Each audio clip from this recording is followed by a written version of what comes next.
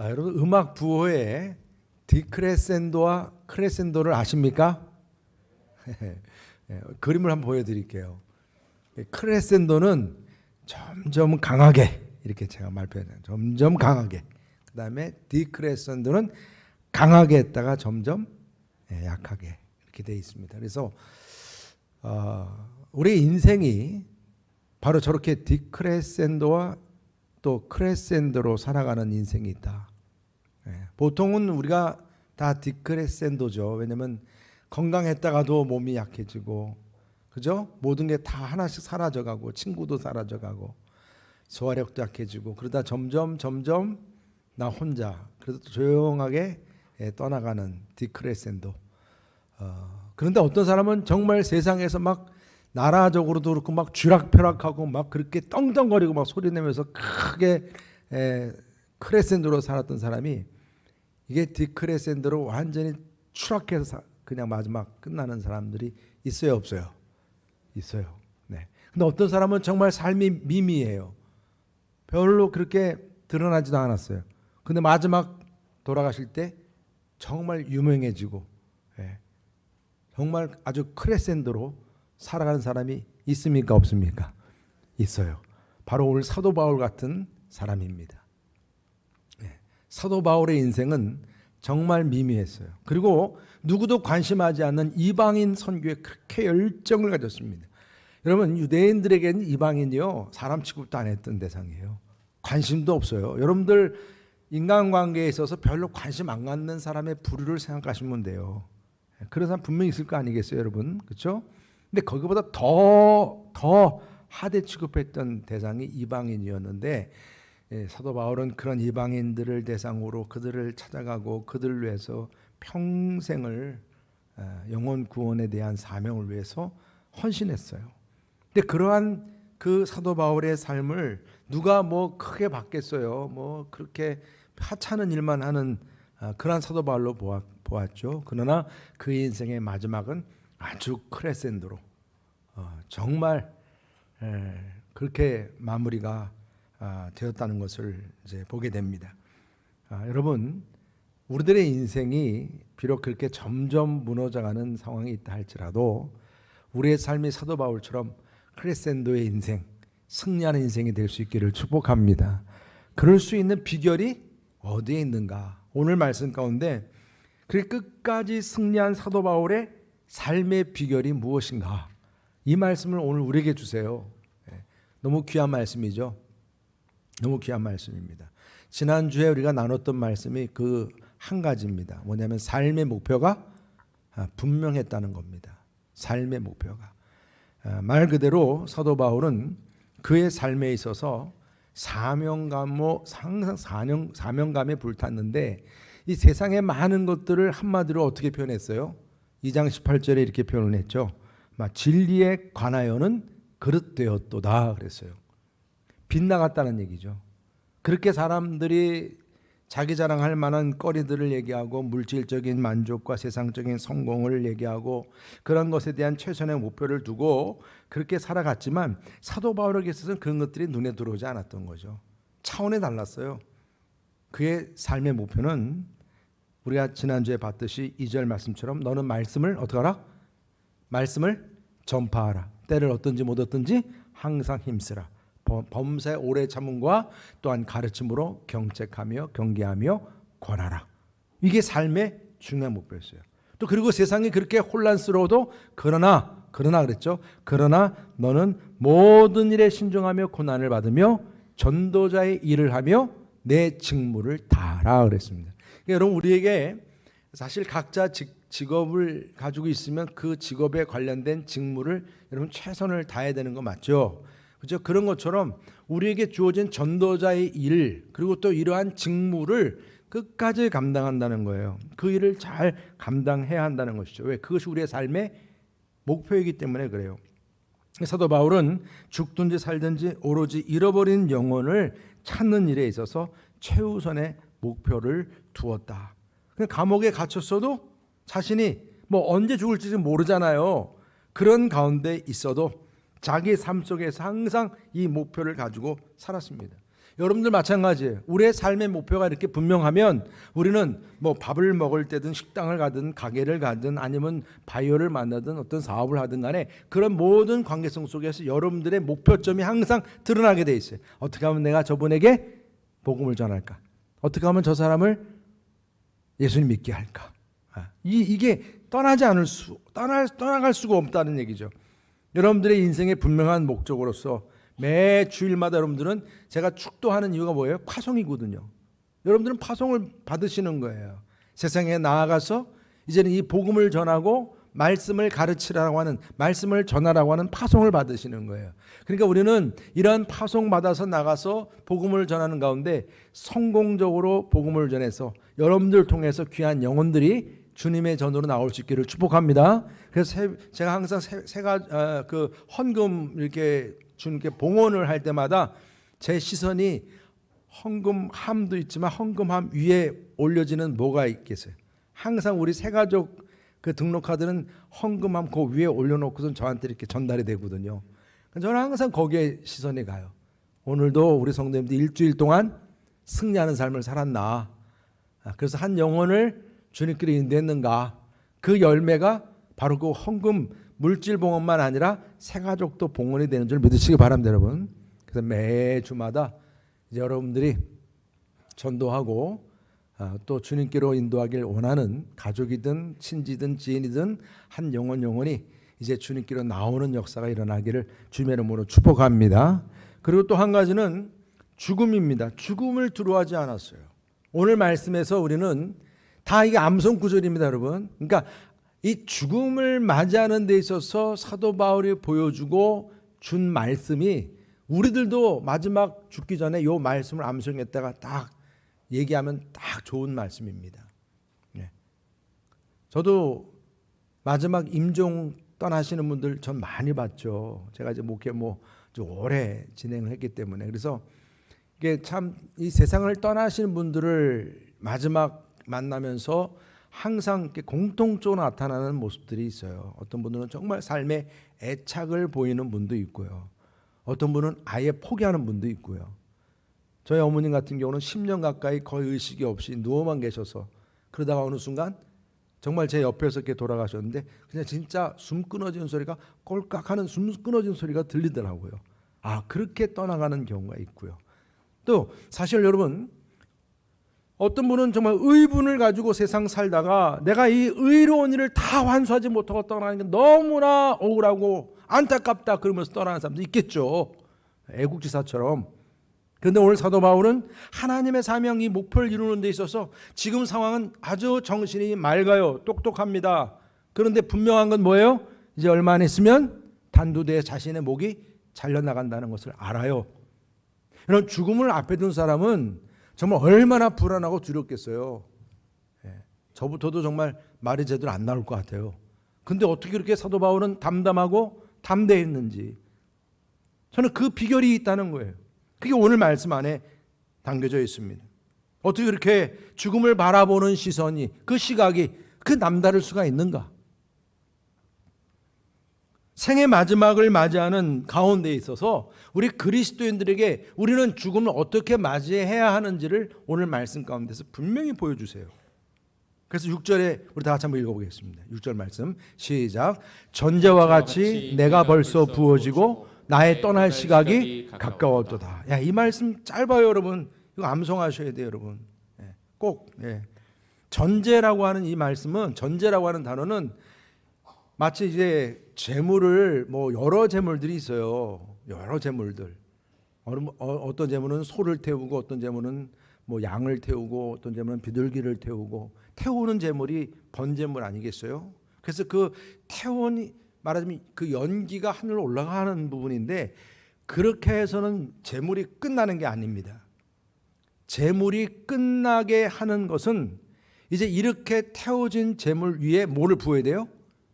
포도주, 바로 그 신주를 붓는 것으로서 이 재물이 완결되고 그리고 그 향이 그냥 연기만 올라가는 게 아니라 포도주 향이 올라가서 하나님이 어떻게 해요? 그 재물을 흠양했다. 연락했다. 이렇게 되는 겁니다. 여기 지금 주어져 있는 이 표현에서 사도 바울은 지금 하나님께 자신의 생명을 드리는 상황입니다. 생명을 드리는 상황인데 다른 사람들이 드리는 제물이죠. 이 제물이라고 하는 것은 봉사일 수도 있죠. 헌신일 수도 있죠. 여러분들이 수고하는 모든 것들을 다 포함하는 거예요. 그런 모든 것들이 온전하게 하나님께 연락이 되도록 한번 붓고 그냥 후루룩 사라져버리는 포도주라는 얘기입니다. 여러분, 교회에서도요, 봉사를 해도요, 어떤 사람들은요, 남들이 잘 알아주고 막 박수 쳐주는 그런 가운데 토막 봉사를 원하는 사람들이 있어요. 하여튼 봉사만 해도 감사한 일이죠, 물론. 근데 마음의 의도가 그래요. 막 이게 몸통 나는 몸통을 봉사해야 직성이 풀린다는 얘기지. 남들이 알아주지 않는 그런 봉사들. 그런데 사람 교회라고 하는 이 교회가 사람 보이지 않는 데서 일을 함으로써 그게 교회가 돌아가는 일들이 많아요, 적어요? 많아요, 여러분. 그냥 보이는 데서 이렇게 봉사하고 하는 이런 부분들은 기본이고요. 정말 보이지 않는데 지금 음향실도 안 보여요. 근데 너무 중요해요, 지금. 그러니까 그런 부분들을 생각해 보면 이렇게 보이지 않는 데서 봉사하는 이런 부분들은 우리가 그냥 쉽게 생각할 수가 있다는 얘기예요. 근데 몸통 같은 봉사는 그냥 또 서로가 하려고 할 수 있는 그런 욕심도 은근히 보여지는 걸 우리가 보게 되는데 그게 우리들의 뭐 다 모습이니까요. 그런데 여기 지금 사도 바울은 어떻습니까? 사도 바울은 자신이 이제 그 다른 성도들이 드려지는 그 몸통 제물들을 어떻게 해요? 더 온전하게 하고 연락받도록 하기 위한 그냥 아무것도 아닌 보조물과 같은 포도주로서 후룩 날아가 버리는 그런 전제와 같이 그렇게 벌써 부어지게 되었다. 이렇게 표현을 하고 있는 것입니다. 이 표현은 빌립보 교회에서도 했어요. 그래서 빌립보서 말씀 2장 17절 보면 이렇게 말씀합니다. 만일 너희 믿음의 제물과 섬김 위에 내가 나를 전제로 드릴지라도 나는 기뻐하고 너희 무리와 함께 기뻐하리니. 그러니까 이 봉사가 이 섬김이 누가 알아주지 않더라도 그렇게 그냥 흔적도 남지 않게 후루 날아가 버리는 포도주 전제와 같을지라도 나는 기뻐한다는 거예요. 너의 제물이 온전히 하나님께 연락이 된다면 그것으로 감사하다는 거예요. 이렇게 그의 인생의 마무리를 지금 표현하고 있는 겁니다. 지금 사형을 당하는 큰 고통을 앞두고 있지만 다른 사람들이 헌신한 제물에 부어지는 전제가 되는 보조 역할일지라도 그 제물이 그들의 헌신이 그들의 봉사가 온전해진다면 나는 행복하다는 거죠. 기쁘다는 거예요. 그는 다메섹에서 예수님을 만난 이후 회심하니까 예수님 만나니까 모든 게 다 배설물처럼 여겨졌단 말입니다. 학문도 자신들의 모든 자랑거리들, 가문도 바리새인 중에 바리새인이 아닌 가말리엘이 그 대단한 그 학력을 자랑할 수 있겠지만 이제 그런 것 다 내려놨다는 얘기죠. 내려놓고 이제는 마지막으로 자신의 생명까지 내려놓는 데 있어서 그 생명이 전제와 같이 그냥 후루룩 사라져버리는 그런 포도주와 같은 것일지라도 나는 기뻐한다. 지금 그러한 표현을 하고 있는 거예요. 그리고 또 뭐라고 말씀합니까? 바울은 나의 떠날 시각이 가까워졌다. 내가 전제와 같이 벌써 부을 때가 되었고 나의 떠날 시각이 가까워졌다. 여러분, 나의 떠날 시각이 가까워졌다 할 때 이 떠날 시각, 이 떠난다라고 하는 이 표현이 이게 아날루세우스라고 하는 이 단어가요, 푼다는 뜻이 있어요. 내가 그렇게 텐션처럼 막 꽁꽁 묶여가지고 있었던 거예요. 말하자면 감옥에서도 뭐 어떻게 돼요? 족쇄에 물려서 꽁꽁 묶여 있잖아요. 그렇죠? 묶여 있는 것처럼 감옥의 철장에 묶여 있듯이 말입니다. 뭐 그뿐이겠어요? 비록 세상에서 내가 살아간다 할지라도 로마의 그 상황에서 많은 법적인 문제에 내가 묶여 있질 않나? 뭐 인간관계 속에서 그런 많은 묶여 있는 문제들이 있을 수 있잖아요. 이런 올가미죠, 올가미. 나를 족쇄처럼 묶는 올가미들이 있을 거예요. 그런 올가미들. 아니면 여러분들 농사 한번 이렇게 경험이나 한 보신 분들은 소나 뭐 이렇게 말 경우에 어떻게 해요? 소들 일을 시킬 때 뭐를 하죠? 멍해라고 그러나요? 응? 네. 그래가지고 그냥 일을 하다가 나중에 어떻게 해요? 멍해를 풀어주잖아요. 그러면 소가 좋아요, 안 좋아요? 보셨어요?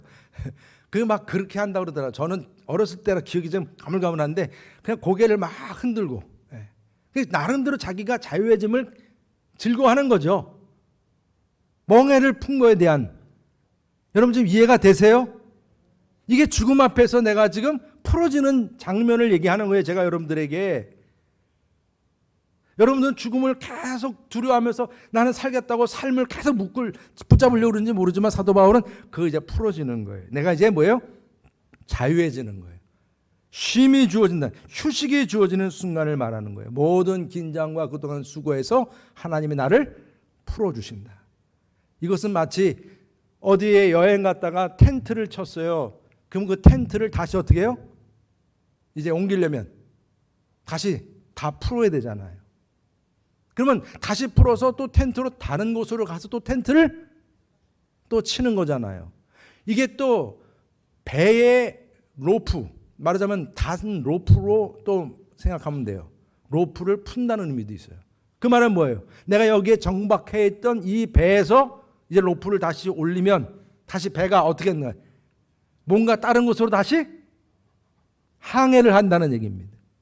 여러분 이 부분에서 생각해 보면 이 배 로프를 푼다라고 했을 때 또 이것이 나에게는 어떤 해방감과 함께 또 새로운 곳으로 향해서 항해를 한다고 하는 그런 새로운 여행을 떠나는 젊은이들의 들뜬 모습이 여기서 느껴지십니까 여러분? 반응이 없으시네. 지금 이거 여러분 얘기인데요. 우리들 얘기예요. 바로 지금 죽음을 앞에 두고 있는데 사도 바울이 전제와 같이 부음이 되는 것만이 아니라 내 인생에 지금까지 묶었던 모든 것들이 풀어지면서 해방되면서 참 쉼이 주어지는 그 나라로, 그리고 이제 그 로프를 풀고 이제 또 새로운 곳으로 내가 이제 항해를 해야지, 여행해야지 하는 그 젊은이의 들뜬 마음이 죽음 앞에 있다는 거예요. 지금 이해가 되세요? 여러분들의 개인의 삶을 돌아볼 때 바로 이런 부분이죠. 내가 이렇게 매어있던 로프가 풀어지면서 죽음의 바다를 건너 영원한 하늘나라에 도달하는 그런 출항의 과정을 생각한다는 것이죠. 사실 유재근 목사 자신도 정말 진짜 그럴 수 있을까? 여러분 죽음 앞에서의 사도 바울의 모습이에요. 그곳에 가서는 그의 삶을 통해 끊임없이 소망했던 다메섹에서 만났던 예수님을 그곳에 가면 다시 만난다는 소망. 사도 바울 사실 그가 어떤 비난을 끊임없이 들었나요? 여러분 사도 바울이 로마인들이나 유대인들에게만 고통당한 게 아니라니까요. 같은 그리스도인들 공동체 안에서도 고통을 당했어요. 왜? 그 사람들이 얘기한 거예요. 저 사도 바울은 예수님과 같이 지내지도 못했고 제자도 아닌데 뭐 사도라고 그러냐, 사도라고 막 비난을 한 거예요, 사도 바울을. 여러분 사도 바울이 이렇게 비난받는 거 하나 까딱하지 않고 그냥 그건 다 뒤로 하고, 진짜 그 사도 바울의 마음에 두근거리는 건 뭐예요? 진짜 내가 이제 다메섹에 만난 예수님을 만난다는 거죠. 그분이 나를 인정해 주신다는 거예요. 그러면 됐다는 거예요. 더욱이 그의 영적인 가장 큰 충격을 주었던 사건이 어떤 사건이에요? 자기가 예수 믿는 사람들을 다 죽이고 핍박하려고 할 때 그 스데반을 돌로 쳐 죽이는 그 상황에 자기가 모든 상황을 주도하고 사람들의 옷을 다 받아가지고 그 장면을 목격하고 있었을 때 충격받은 거 아니에요? 어떻게 죽음 앞에서 저렇게 평안할 수가 있는 거예요? 인생의 문제를 해결해도 그렇지 어떻게 저렇게 평안할 수가 있는 거예요? 사도 바울에게는 그 스데반의 죽음처럼 충격적인 일이 없었어요. 나중에 그가 예수님 만나고 나서 그 문제가 풀어졌죠. 그러니 여러분 예수님 만나고 나서 그는 얼마나 스데반을 생각했겠어요. 자기가 전도 나갈 때마다 돌 맞을 때 얼마나 스데반을 생각했겠어요. 얼마나 미안한 마음. 내가 천국 가면 꼭 스데반 만나야지. 아마 여러분 지금 이 자기의 삶의 모든 이제 이 끈이 풀어지는 순간 예수님 만나는 것만 아니라 이제 스데반처럼 자기도 출항을 해서 이 땅에서 이제 그곳에 가서 스데반을 만나리라. 지금 죽음 앞에서도 사도 바울처럼 관제와 같이 부음이 될지라도 또한 나의 떠날 시각이 가까웠음을 오히려 들떠하는, 기뻐하는, 또한 주님이 주시는 그 평안이 저는 저와 여러분들에게도 함께 할 수 있기를 주님의 이름으로 축복합니다. 이게 우리 믿는 사람들의 놀라운 비밀이에요. 비밀입니다. 그리고 또한 살아온 과거를 자신 있게 회고했어요. 7절 다 같이 함께 읽어보겠습니다. 7절 시작. 나는 선한 싸움을 싸우고 나의 달려갈 길을 마치고 믿음을 지켰으니. 아멘. 여러분, 우리가 이제 나이가 들어가면 들어갈수록 자꾸 뒤를 바라보게 돼 있잖아요. 왕년에 나 때는 어떻고 막 자꾸 뒤를 돌아보잖아요. 그게 과거가 있다는 얘기죠. 그만큼 과거에 할 일이, 할 말이, 또 할 생각들이 많다는 얘기죠.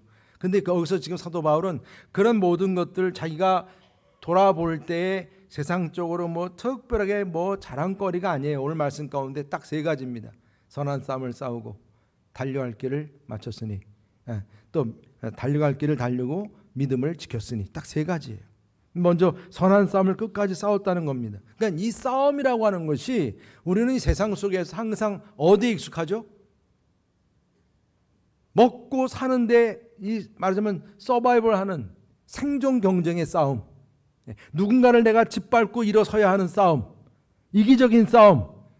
사도 바울에겐 그런 싸움이 아닌 겁니다. 자신의 명성을 위해 싸운 것이 아닙니다. 어디까지나 이 세상의 악한 영들과의 싸움인 영적 전쟁이고, 그리고 피할 것은 피하고 또한 추구할 것은 추구하는 그러한 싸움이었습니다. 그 디모데전서 6장 11절 12절 이렇게 말씀해요. 우리 다 같이 한번 읽어보겠습니다. 시작. 오직 너 하나님의 사람아, 이것들을 피하고 의와 경건과 믿음과 사랑과 인내와 온유를 따르며 믿음의 선한 싸움을 싸우라. 영생을 취하라. 이를 위하여 내가 부르심을 받았고 많은 증인 앞에서 선한 증언을 하였도다. 아멘. 여러분, 더 이상 설명이 필요 없습니다. 여러분, 바로 이 말씀입니다. 사도 바울의 선한 싸움은 이렇게 피할 것을 피하는 싸움이고 취할 것을 취하는 싸움이었어요. 이런 선한 싸움을 싸웠고 그 일을 위해서 그는 달려갈 길을 달렸다라고 말씀합니다. 세상적으로도 우리는 성실하게 살아가는 사람들을 잘 달리고 있어 라고 표현을 하지 않습니까? 여러분, 이것은 그냥 단순히 세상적인 그런 삶에서만이 아니잖아요. 바로 이 하나님의 내게 주신 사명, 그 목표를 이루어가는 그 일을 위해 내가 달려가는데, 그 달려가는 그 자체로 끝나는 게 아니라 그것을 완주하는 그러한 모습을 말씀하는 거예요. 달려갈 길을 달렸다는 것이죠. 마쳤다는 얘기입니다. 여러분, 그 사도 바울이 빌립보서에서도 이것을 표대로 표현을 했어요. 항상 이 표대를 향하여 달려가는 사람으로 그렇게 표현을 했습니다. 여러분, 우리에게 주어진 사명을 정말 이 선한 싸움을 위해서 달려갈 길을 끝까지 잘 달려갈 수 있는 저 여러분 되시기를 축복합니다. 그리고 이러한 일을 위해 마지막 중요한 표현을 하신 거예요. 이게 아주 괄호 다듬이지만은 너무 중요한 표현이에요. 선한 싸움과 달려갈 길을 달려가는 데 있어서 뭐를 지켜야 되는 거예요? 뭐를 지켰다? 믿음입니다. 여러분, 인간관계에서도 믿음이 중요해요, 안 중요해요? 중요해요. 저는요, 정말 이 말씀, 우리가 이 믿음을 지킨다는 것은 인간관계에서도 믿음을 지키는 것도 중요하고, 그런 가운데서 지금 하나님께서 원하시는 게 뭐예요? 하나님과 우리 관계도 믿음을 지키는 게 중요한 거예요. 그러니까 선한 싸움을 싸우고 달려갈 길을 달려가는 데서 이것을 성공적으로 하기 위해서는 믿음을 지키는 것이 중요하다. 왜? 이 믿음을 끝까지 지키는 것이 바로 신앙의 성숙입니다. 성숙. 그러니까 신앙이 성숙하고 그 사람이 성숙한 사람이라고 하는 것은 그 사람을 믿을 수 있어요, 없어요? 믿을 수 있다는 거예요.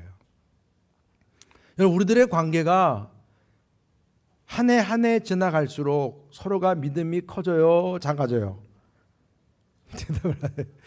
커지는 것이 그만큼 서로가 성숙해져 간다는 얘기잖아요. 저도 우리 여러분을 교회에서 이렇게 좀 오랫동안 같이 이렇게 제가 목회를 하면서 정말 여러 가지 일들이 없었겠어요. 그렇지만 서로가 이렇게 믿어주는 모습 가운데서 저도 여러분들을 믿고 여러분들도 저를 믿고, 그러면서 지금까지 왔어요. 이런 모든 인간관계의 믿음이라고 하는 것이 하나님의 나라와 하나님의 일을 위해서 너무나 중요한 부분인데, 하나님과의 관계에서 믿음을 지켰다라고 하는 이 마침표를 찍을 수 있다는 것이 얼마나 중요한지 몰라요. 왜냐하면 이 믿음을 갉아먹고 방해하는 세력이 많아요. 적어요. 너무 많습니다. 뭐 핍박과 고통이 물론 그렇지만 나의 어떤 육신적인 어떤 나의 자랑거리들, 나의 정욕적인 문제들, 이게 다 또 방해거리들입니다. 그러니까 오죽했으면 사도 바울이 7장 로마서 7장 뭐라 그랬어요? 오라 나는 곤고한 자로라 그랬어요. 사도 바울은 그러한 위대한 사람도 자신을 향해서 그 육신적인 그런 싸움이 너무나 크니까 나도 곤고한 자라, 곤고한 자라. 누가 이 사망의 법에서 나를 구원하랴? 여러분, 사도 바울도 처럼 주님이 원하시는 그 길을 믿음으로 가야 되는데 진짜 방해는 누가 방해꾼이냐? 유대인도 로마인도 아니에요. 나 자신이에요. 나 자신. 내가 문제입니다. 내가 문제예요. 내 마음속에 솟아오르는 의심 덩어리들이 문제고 절망 덩어리가 문제고 자꾸 포기하려고 하는 것들이 문제입니다. 그때마다 사도 바울이 이 믿음을 잃지 아니하고 끝까지 붙잡았다는 거예요. 여러분, 정말 믿음을 지키는 것이 그래서 중요한 거예요. 우리도 사도 바울처럼 인생에 어떤 어려움이 올지라도 끝까지 믿음을 잘 지켜서 훗날 사도 바울이 뒤를 돌아보면서 과거에 이렇게 돌아보았을 때 정말 선한 싸움을 싸우고 달려갈 길을 달리고 믿음을 지켰다. 바로 이러한 고백이 저와 여러분들에게도 고백될 수 있기를 주님의 이름으로 축복합니다. 그럼 마지막으로는 미래의 상급이에요. 현재와 과거와 미래를 우리가 생각할 때 정말 미래의 상급이 주어진다는 확신을 가졌다는 겁니다. 사도 바울은 정말 인간적으로 생각하면 뭐 우리들 마음속에도 그런 생각이 안 드나요? 들잖아요. 뭐 세상적인 영광, 영화, 어떤 자랑거리, 내 포상을 받는 문제들. 그래서 하늘로부터 주어지는 그런 미래의 상급, 그게 아니라 그냥 어떻게든 세상적인, 제가 이렇게 하늘 상급 얘기하면 여러분들 별로 귀에 안 들어오시잖아요. 그게 잘 안 들어와요. 그래서 지금 당장 내가 뭐 돈을 얼마 줄게 그러면 갑자기 눈이 번쩍 띄어지는 게 우리들 아니에요. 여러분들 아닌가 보시네. 네. 하여튼 그래요. 이게 현실적인 거예요. 이게 다들 그런 마음을 가지고 있습니다. 그런데 오늘 사도 바울은 이런 모든 것들에서 오로지 하늘로부터 주는 그 상급을 마지막 정말 미래의 상급으로서 그렇게 크게 기대하고 있는 거예요. 뭐라고 표현해요? 주님이 직접 주시는 의의 멸관이라. 의의 멸관. 우리 8절 다 같이 함께 읽어보겠습니다. 8절 말씀 시작. 이제후로는 나를 위하여 의의 멸관이 예비되었으므로 주 곧 의로우신 재판장이 그날에 내게 주실 것이며 내게만 아니라 주의 나타나심을 사모하는 모든 자에게도니라. 아멘. 여러분, 그날 여기 지금 말씀 가운데 이제후로는 이게 언제예요? 이제후로는 죽음 후로는이에요. 지금 이 말씀은 여러분 사도 바울이 지금 죽음 앞에서 아주 비장하게 지금까지 제가 1장부터 4장까지 말씀을 전하는 마지막 편지의 결론이기도 합니다. 이제 9절부터는 인사말로 마지막 마무리하는 표현이고요. 이젠 실질적인 편지 내용의 결론이에요. 네. 그 죽음을 앞에 둔 자신의 심정을 이렇게 표현하는데 이제후로는 그랬어요. 나를 위하여, 나를 위해서 의의 멸관이 예비되었다. 여러분 이게 얼마나 참 큰 참 상급인지요. 주 곧 의로우신 재판장, 바로 그분이 직접 주시는 거예요. 주 곧 의로우신 재판장이 그날에 나를 위해서 정말 그렇게 예비하신 그 의의 멸관을 내게 주시는데 내게만이 아니라 주의 나타나심을 사모하는 모든 자에게도니라. 이게 여러분 성탄절 강림절 메시지인 줄 믿으시기 바랍니다. 여러분 주님을 사모하는 자, 나타나심을 사모하는 자, 주님의 성탄이 이런 백화점에 그냥 화려하게 모양되어 있는 그런 날이 성탄절이 아니에요. 지금 사도 바울이 이렇게 간절하게 죽음 앞에서 지금 표현하고 있는 나처럼 이렇게 주님의 나타나심을 사모하는 모든 이들에게 의의 멸관이 주어질 것이다. 이것을 소망하는 모든 이들에게 통일하게 주어지는 약속의 말씀인 것입니다. 여러분 세상의 어떤 영웅들은 항상 뭔가 나름대로의 보상과 상급을 기대하는 건 맞아요. 인정을 받아야 되고 박수도 받아야 되고 기념비적인 어떤 그 비도 세워져야 되고 그러나 사도 바울은 자신의 생명까지도 아낌없이 주님을 위해서 바쳤던 이유가 다른 데 없어요. 오로지 의의 면류관이라는 거예요. 의의 면류관. 시대적인 어떤 영웅이 되기 위해서 누가 나를 위해 박수 쳐주는 그런 기대를 한 것이 아니고 그냥 주님만 알아주면 돼요. 그분이 의의 면류관을 주시면 되는 거예요. 여러분, 이 의의 면류관이라고 하는 것은 스테파노스예요. 스테반이 이 이름에서 나온 겁니다. 스테파노스라는 게 월계관이라는 뜻입니다. 올림픽의 금메달리스트에게 주는 월계관. 그러니까 보통 세상적으로 말하는 스테파노스 이 월계관, 이 면류관이라고 하는 이 월계관은 이파리가 다 말라 비틀어질 수밖에 없는 것들이에요. 그러나 주님이 주시는 의의 면류관은 뭐예요? 의의 면류관이라는 자체가 뭐예요? 영원히 변하지 않는 하늘의 상급임을 믿으시기 바랍니다, 여러분.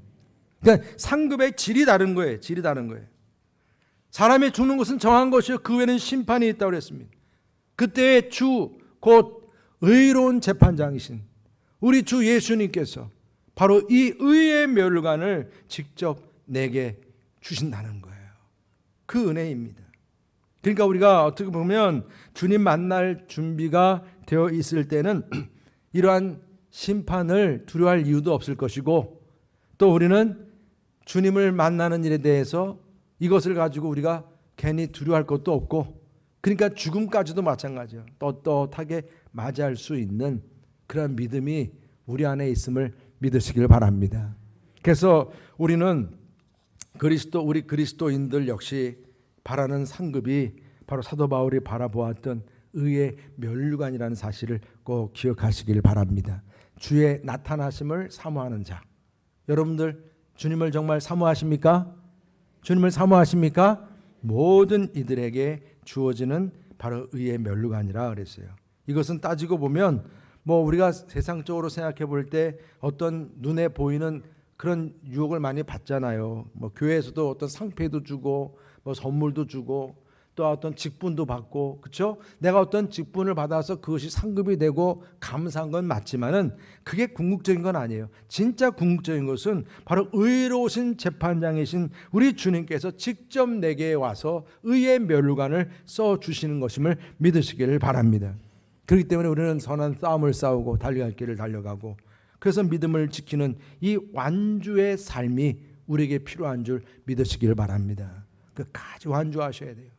여러분 우리가 이 달려갈 길을 달렸다라고 사도 바울이 이렇게 완주했다고 한 이 표현을 쓰게 될 때 정말 우리의 마음속에 많은 것들이 생각이 나는데 저는 정말 이게 저도 어디서 이렇게 우리 소개해 준 것이라 참 은혜를 받았는데 이게 동영상이 안 돼요.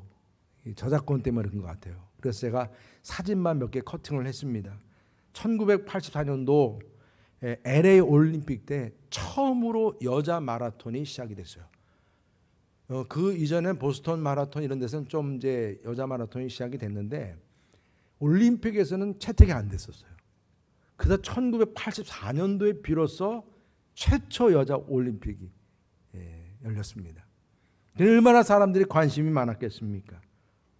이때 최초 이 올림픽 마라톤에서 여자 마라톤에서 미국의 존 베노이트 선수가 금메달을 따고 그 다음에 이어서 또 은메달, 동메달 선수들이 계속 이제 그 스타디움 안으로 들어와서 이제 상을 이제 받는 등수가 매겨지게 됐던 것입니다. 그런데 20분 후에 39살의 스위스 선수예요.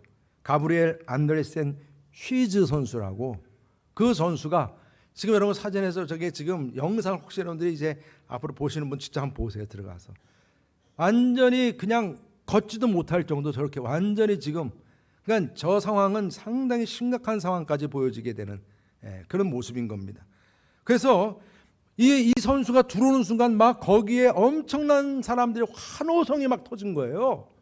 이미 금운동 다 결정되고 거의 그렇게 된 상황인데 이 선수가 들어오는 순간 막 사람들이 환호성이 일어났어요. 저렇게 5분 동안 걸은 거예요. 이게 완전히 비틀비틀대면서 라인도 제대로 못 밟으면서 그냥 막 가고 있는 그런 가운데서 미국 중개설자가 뭐라고 그랬냐면 저 여인을 저렇게 뛰도록 내버려 두면 안 됩니다. 뇌에 손상이 올 것이고 앞으로 평생 선수생활을 못할 것입니다. 빨리 조치를 취해야 합니다. 그래서 의료진들이 달려갔어요. 그런데 제가 그 영상을 보니까 이 선수가 그렇게 막 비틀대면서도 팔을 뿌리치더라고. 그리고 계속 가는 거예요. 뭐 사람들은 뭐 난리가 났죠. 그러다가 이제 바로 이제 마지막 그 결승점에 도달하게 된 거예요. 저게 좀 결승점이에요. 그때 의료진들이 바로 이제 119로 들것에 실어서 이제 가게 됐어요. 여러분, 나중 이제 시간이 지나서 이 선수가 인터뷰를 했어요. 이런 내용이었습니다. 나는 39살이었고 당시 입상은 생각하지도 않았습니다. 단지 내 목표는 올림픽에서 여성 마라톤이 처음 시작되었다는 이 경기에서 완주하는 것이었습니다. 내가 처음 주경기장에 들어왔을 때 나는 몸의 모든 부분에서 아무것도 느낄 수 없었어요. 정말 뭐 비틀비틀 갔으니까요. 그런데 내 귀에 사람들의 환호성 소리가 들렸습니다. 나는 생각했습니다. 저 환호성 소리는 내가 그 받을 자격이 없는데, 지금 받을 자격이 없는데 내가 승리하라고 환호성 치는 소리는 아닐 것이고, 저 환호성 소리는 내가 저 목표점까지 완주하라는 환호성 소리이다. 그렇게 생각하고 자기가 끝까지 완주를 할 수 있었다. 이렇게 얘기를 했습니다. 여러분, 우리의 선한 싸움에서 하나님께서는 우리에게도 어떤 승리보다 완주를 더 원하심을 믿으시기 바랍니다. 우리가 선한 싸움을 싸우면서 달려갈 길을 완주하는 가운데 끝까지 믿음을 잃지 않고 지켜갈 수 있기를 축복합니다. 여러분, 죄와 선한 싸움을 싸우면서 피 흘리기까지 믿음의 경주를 달려가면서 내 몸이 비틀거리고 내 마음대로 움직여지지 아니하고 내가 최선을 다한다고 하지만 막상 너무나 힘든 가운데 있어도 목표점에서 내가 쓰러질지라도 완주할 수 있는 저와 여러분 되시기를 주님 이름으로 축복합니다. 목표점에서 쓰러질지라도 천국에서 24장로 천사들이 환호성을 보여주고 우리 사랑하는 우리 주님께서 나를 안아주고 의료진처럼 안아주고 그리고 바로 의의 멸관을 써주실 줄 믿습니다. 여러분, 오늘 우리에게 약속된 의의 멸관을 바라보면서 영혼 구원을 위해 또 전도의 일을 위해 달려갈 길을 완주할 수 있기를 축복합니다. 여러분, 그리고 믿음의 선한 싸움을 싸우고 죽음을 두려워하지 말고 나의 생명이 관제와 같이 부어질지라도 기뻐하면서 우리 찬송가 608장 말씀 찬양처럼 후일에 생명 그칠 때 성부의 집에서 깰 때 기쁨으로 주님의 얼굴을 배우리 바로 그 찬송과 함께 의의 멸관이 저 여러분들에게 쓰여질 수 있기를 축복합니다. 이것이 승리하는 인생이요 크레센도의 인생이요 또한 그러한 우리 여러분을 교회가 될 수 있기를 주님의 이름으로 축복합니다. 할렐루야. 오늘 제가 찬양을 주의 사랑에 매여, 이게 매여라고 하는 것이 내가 이 삶 속에 매였던 삶이 이제 풀어지고 떠나가면서 내가 주님께 매이는 거예요. 주님의 그 감옥에 매이는 거예요. 이제 그걸 기쁨으로 매이는 찬양이거든요. 함께 찬양하겠습니다.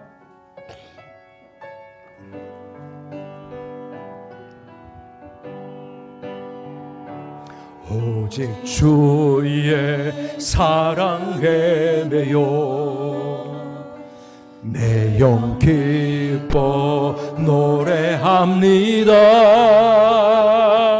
이 소망의 언덕 기쁨의 땅에서 주께 사랑 드립니다. 오직 주의 임재에 갇혀 오직 주의 임재에 갇혀 내 영 기뻐 찬양합니다. 이 소명의 언덕 거룩한 땅에서 주께 경배드립니다. 아멘. 주께서 주신 모든 은혜 나는 말할 수 없네. 즐거이 주 따르렵니다.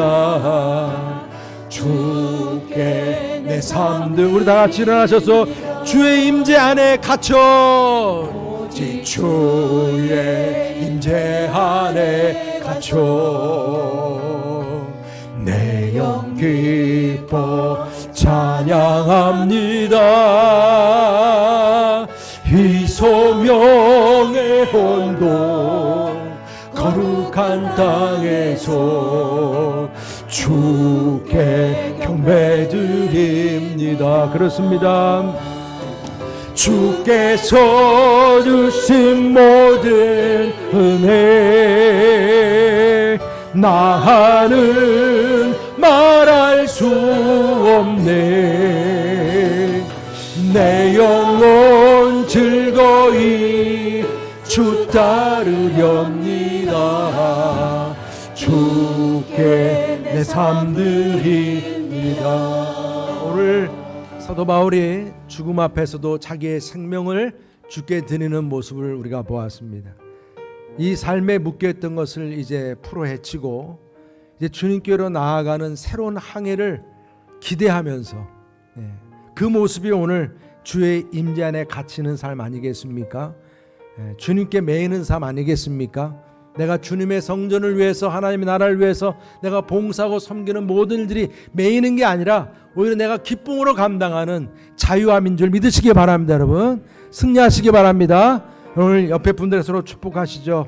서로 축복하실 때 우리가 끝까지 믿음을 지키며 완주합시다. 서로 축복하시죠. 끝까지 믿음을 지키며 완주합시다. 아멘.